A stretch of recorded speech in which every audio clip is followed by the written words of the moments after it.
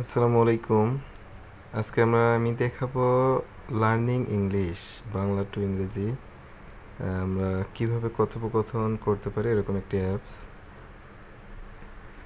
অ্যাপসটা অনেক সুন্দর একটি অ্যাপস। আমি প্রথমে গুগল প্লে স্টোরে যাচ্ছি, ওখান থেকে অ্যাপসটা ডাউনলোড করে নিতে পারবেন।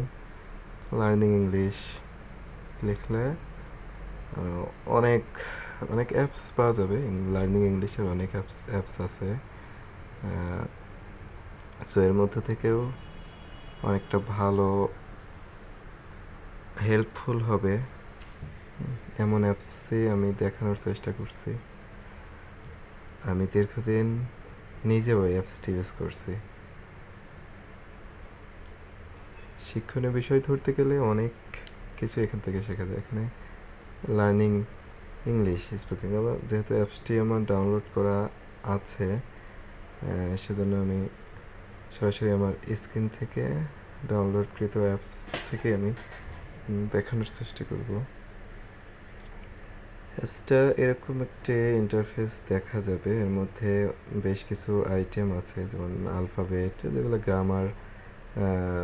গ্রামেটিক্যাল বিষয়গুলো এখান থেকে শেখার জন্য, যেটা একদমই প্রাইমারি পর্যায়ে আমরা এগুলো শিখে থাকি।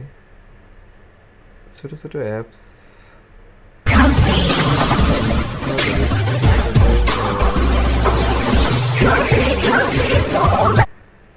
এর মধ্যে ছোট ছোট অনেক ওয়ার্ড আমরা পাবো, যেগুলা দৈনন্দিন আমাদের বিভিন্ন কাজের ক্ষেত্রে আমরা ব্যবহার করে থাকি। তাছাড়া এখানে ভাওয়েল, কনসোনেন্ট, অনেক গ্রামেটিক্যাল বিষয়। এরপরে পূর্ণাঙ্গ এখানে গ্রামারের মধ্যেও গ্রামার কিভাবে ইউজ হয়েছে একটি বাক্যে তা সম্পূর্ণ পাওয়া যাবে এখানে। সবগুলা টেন্স ফোল্ডারে ঢুকতে ঢুকে এখানে একটা সেন্টেন্স কিভাবে গঠন করা হয়েছে এবং সেন্টেন্সে কিভাবে টেন্স ইউজ হয়েছে, এটা পূর্ণাঙ্গভাবে এখানে দেওয়া আছে এবং বাংলায় থাকায় সবাই আমরা সহজে বুঝতে পারবো। ডেইলি কথোপকথনের জন্য আমরা যে টপিকসগুলা বেশি ইউজ করি সেগুলো এখানে পাওয়া যাবে। অভিনন্দন, গ্রেটিং, ফ্যামিলি, লেখাপড়া, গ্রোসারি। আমরা যখন মুদির দোকানে যাই, অনেক জিনিসপত্র আমাদের প্রয়োজন হয়। তো আমরা যখন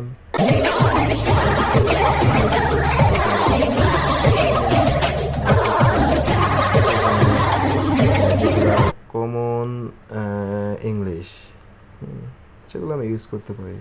তো এরকমভাবে একসময় দেখা যাবে আমরা ইংলিশে অনেক ডেভেলপ আপ করতে পারছি। এখানে প্রতিটা ইংলিশ সেন্টেন্সকে বাংলা করে দেওয়া আছে। তো এটার উচ্চারণটা আসলে ইংলিশে আমরা অনেক সময় ভুল উচ্চারণ করে ফেলি।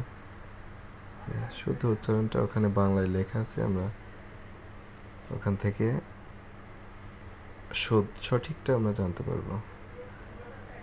প্রত্যেকটা বিষয়ের ম্যাক্সিমাম আমরা যা চাই যে আমি এই সম্পর্কে কথা বলতে চাই, সেই বিষয়গুলো এখানে আমরা ইনশাল্লাহ পাবো। ডেইলি কথোপকথন, যেগুলো আমরা প্রতিদিনের বাক্য, তারপরে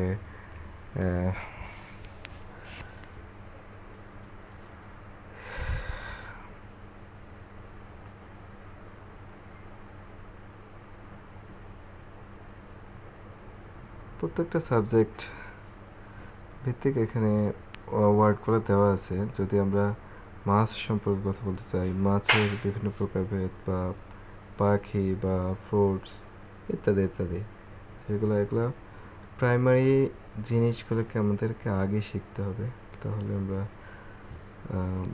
যখন কনভারসেশনে যাব তখন ইজিলি কনভারসেশন করতে পারবো।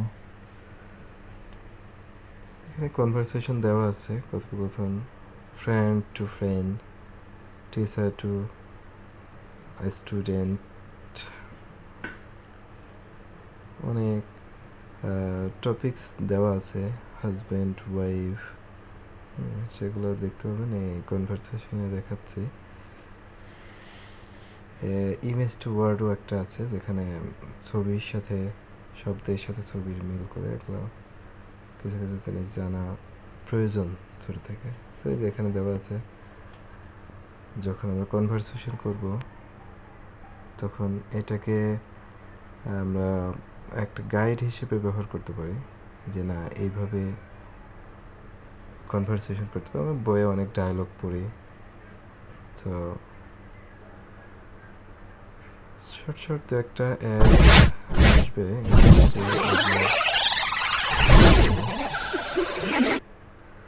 বাট আমরা এই অ্যাপস থেকে অনেক ভালো কিছু আশা করতে পারি ইনশাল্লাহ। এখানে হাজব্যান্ড ওয়াইফ কী কথোপকথন করে বা কী ধরনের কথোপকথন করা হয় একটা জাস্ট ধারণা দেওয়া আছে। সো আমরা এখান থেকে আমরা যদি স্টাডি করি, আমরা প্রিভিয়াস প্রাইমারিগুলো জানলে এগুলো সহজেই হবে। এরপরে কুইজ দেওয়া আছে, কুইজ টাইপ কোশ্চেন করা আছে, এখানে বিভিন্ন টেস্ট দেওয়া যাবে, সেগুলো ইংলিশে ইমপ্রুভ করার জন্য অনেক সহায়ক হবে। আমরা শুরুতেই আমরা যদি চাই যে একটা সেন্টেন্স বলা শুরু করবো, না, এটা কখনোই সম্ভব না। ওকে ছোটো ছোটো ওয়ার্ড জানতে হবে, গ্রামাটিক্যাল বিষয়গুলা ধারণা থাকতে হবে, তো তখনই আমি একটা সেন্টেন্স বানাতে পারবো, যেটা ভুল হইলেও একসময় ঠিক হয়ে যাবে। যাক, ধন্যবাদ সবাইকে।